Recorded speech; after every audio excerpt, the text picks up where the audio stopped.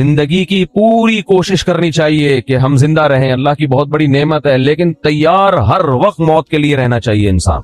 کسی بھی ٹائم کوئی بھی کبھی بھی مر سکتا ہے. بس یہ اپنے بارے میں بھی عقیدہ رکھ کے بیٹھ جائیں.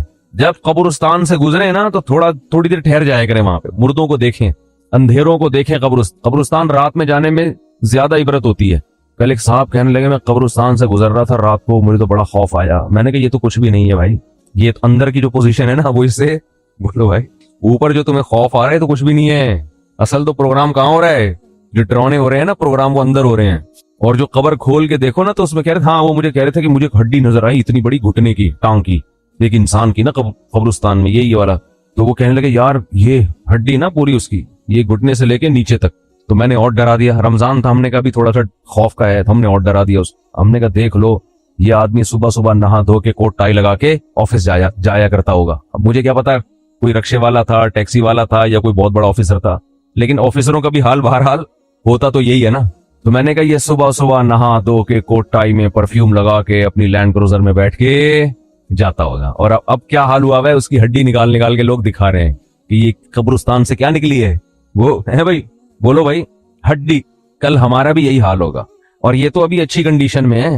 ہڈی سے پہلے کیا حال تھا، جب لاش میں کیڑے پڑتے ہیں اور سڑتی ہے لاش اور پھولتی ہے اور پھٹتی ہے، 2 منٹ میں انسان کی اوقات پتہ چل جاتی ہے. یہ ہے کیا، یہ فن خان بنا پھر رہا تھا. اور اب کیسے دفناتے ہیں نا لوگ، بدبو نہ آ جائے لاش میں، اس کو دفناؤ جلدی، مٹی ڈالو اس کے اوپر، تھوڑے دن تک اس کی حفاظت ہوتی ہے قبر کی، اس کے بعد بھول جاتے ہیں. اور گورکن اس کا ایسا فائدہ اٹھاتا ہے ایک ایک قبر میں. یہ تو قیامت کے دن جب پاپوش کے قبرستان سے اور یہ محمد شاہ کے قبرستان سے جب مردے اٹھیں گے تو پتا چلے گا کہ آدھی آبادی تو ایک ہی قبرستان سے اٹھ رہی ہے. ایک ایک قبر سے 25 لوگ نکل رہے ہیں. ایک ایک قبر میں جو ہے نا گورکن کئی مردوں کو ڈال رہا ہے. وہ بھی پریشان ہے کہ یار اتنے مردے کدھر ٹھکانے لگاؤں میں. تو یہ حال ہے انسان کا. ہڈیاں نکل رہی ہیں، لاش، کسی کے کوئی انگلی نکل آئے گی اندر سے، کیسا حال ہوتا ہے. اور یہ غنیمت ہے. لیکن اس قبر کے اندر ایک برزخ کی قبر ہے. جیسے جب آپ سوتے ہو، آرام کرتے ہو، ایک آپ کی وہ کنڈیشن ہوتی ہے جو آپ بستر پہ لیٹے ہوئے ہو، ایک وہ کیفیت ہوتی ہے جو آپ پر سونے کی حالت میں گزر رہی ہوتی ہے.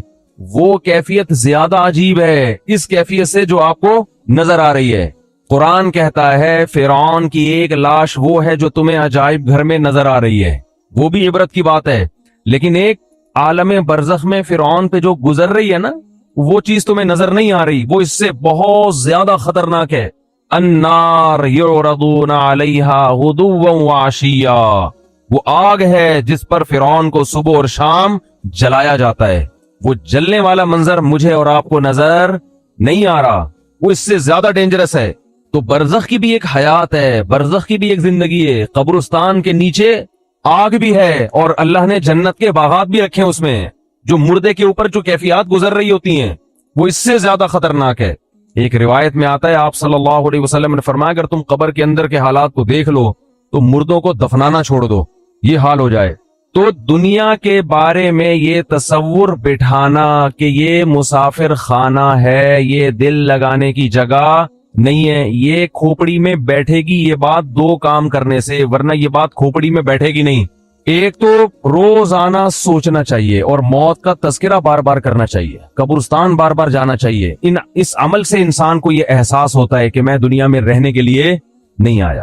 نبی صلی اللہ علیہ وسلم نے فرمایا كنت نهيتكم عن زيارة القبور فزورها فإنها تذكر الآخرة، میں نے تمہیں قبرستان کی زیارت سے منع کیا تھا. لوگ پہلے بدعتیں کرتے تھے، وہاں شرک ہوتا تھا.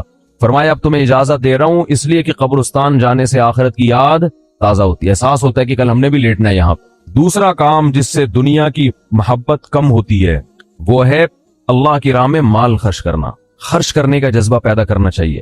الذین ينفقون اموالهم ابتغاء مرضات اللہ وتثبیتا من انفسهم، سورہ آل عمران میں اللہ کا ارشاد فرمایا کہ نیک بندے اللہ کی راہ میں مال خرچ کرتے ہیں 2 کاموں کی وجہ سے. ایک اللہ کو راضی کرنے کے لیے، وتثبیتا من انفسهم، اور ایک اپنے آپ کو دین پر مضبوط کرنے کے لیے، اپنے دل سے دنیا کی دولت کی محبت نکالنے کے لیے. یہ جو نوٹ ہوتے ہیں نا، نوٹ کڑک کڑک، پہلے زمانے میں صوفیاء کرام اپنے مریدوں کے دل سے دنیا کی محبت نکالنے کے لیے ان سے نوٹوں کو جلوایا کرتے تھے. اب آپ نہ جلائیں، یہ ٹھیک عمل نہیں ہے. पहले ऐसा इलाज होता था जी, जलाएंगे भी नहीं सही। तो वो ऐसे जलवाते थे, हमारे हजरत पूरा वो बताया करते थे ना कि जैसे 5,000 का कड़क नोट लिया, अब जान अटकी भी है ना उस 5,000 के नोट, तो इधर से आग लगाई ना किनारे से, आहिस्ता आहिस्ता, एकदम से नहीं जला दिया, आहिस्ता आहिस्ता जल रहा है, और उसको जलते हुआ देखें तो वो इधर जलेगा, इधर अंदर से क्या जलेगा, दिल। तो जब दिल अंदर से जलेगा ना, तो जलने से जरासीम आपको पता है क्या हो जाते हैं, तो दिल के अंदर जितने वो नोटों की मोहब्बत के जरासीम थे और मोहब्बत के जो गटर उबल रहे थे, वो आहिस्ता आहिस्ता खत्म। ये काम आप ना करें, ये जायज भी नहीं है, लेकिन पहले बात सूफिया कराम ये करवाया करते थे, ताकि इसके वो पहले पता है कैसे इस्लाह होती थी, मुरीद को देखते थे इस कमबख्त की बीमारी है क्या, शेख ट्रेस करता, ऑब्जर्व करता था कि इसमें मसला है क्या। वो कहते थे ये नमाज तो पढ़ता है, ये जनाब रिश्तेदारों से भी अच्छा सलूक करता है, सब कुछ ठीक है, लेकिन इसके अंदर फॉल्ट ये कि नोटों से बहुत ज्यादा मोहब्बत करके बैठा हुआ है, इसको पैसों का नुकसान बर्दाश्त नहीं होता। फिर शेख और मुर्शिद ये करते थे इसके दिल से पैसे की मोहब्बत निकलवाओ। अब तो बहुत से शेख, सब नहीं, अच्छे तो हर जगह हैं, बहुत से शेखों के दिल में जितनी पैसों की मोहब्बत होती है इतनी तो मुरीदों के दिल में नहीं होती। तो शेख अपने मुरीद की जेब पे नजर रख के बैठा होता है, कमबख्त ने 6 साल हो गए आज तक हदिये के नाम पे 1 रुपया भी नहीं दिया है। आज खर्च करने के जो फजाइल बयान किए जाते हैं उसका मतलब होता है मुझे दो, सही है ना। क्या मतलब होता है, जब बड़ा भाई छोटे को समझा रहा हो या छोटे बड़ा को समझा रहा हो कि इस्लाम में खर्च करने की बहुत फजीलत है, तो इसका मतलब है मुझे पैसे दो। इसका मतलब क्या होता है, मुझे पैसे। बीवी शोहर को जब समझा रही होती है कि इंसान को सखी होना चाहिए, खुला हाथ होना चाहिए, इसका मतलब पैसे निकालो। शोहर बीवी को जब समझा रहा हो कनात इस्लाम में बहुत जबरदस्त चीज है, इतना मत हाथ फैलाओ कि कल कर्जा लो, इसका मतलब होता है मुझसे पैसे मत मांगो, 5 रुपए भी नहीं दूंगा मैं तुम्हें। तभी तो नसीहत का असर नहीं होता ना, क्या ख्याल है भाई, नसीहत का असर ही नहीं होता। अपने लिए सखावत होनी चाहिए, दूसरे के लिए कनात होनी चाहिए। हमारे यहाँ मामला क्या चल रहा है, उल्टा। तो कुरान कहता है कि हमारे नेक बंदे अल्लाह की राह में माल खर्च करते रहते हैं, तस्बीतम मिन अनफुसिहिम, अपने नफ्स की इस्लाह के लिए, अपने दिल से दौलत की मोहब्बत निकालने के लिए।